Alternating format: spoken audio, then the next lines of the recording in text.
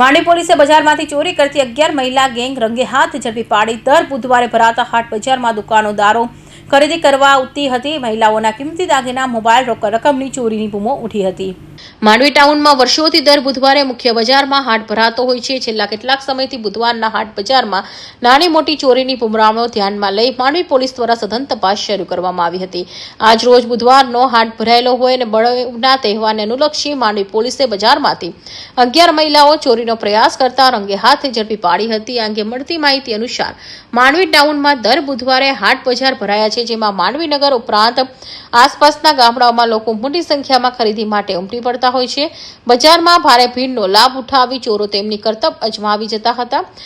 ખાસ કરી મહિલાઓ ગળામાંથી ઘરેણા, પાકીટ સહિતની વસ્તુઓ ચોરી હતી અને હોવાની લાંબા સમયથી બુમરાણ ઉઠી હતી, જેને લઈ આજ રોજ બુધવાર માંડવી પોલીસ દ્વારા ચોરી કરતી ટોળકીને પકડવા માટે હાટ બજારમાં વોચ ગોઠવવામાં આવી હતી।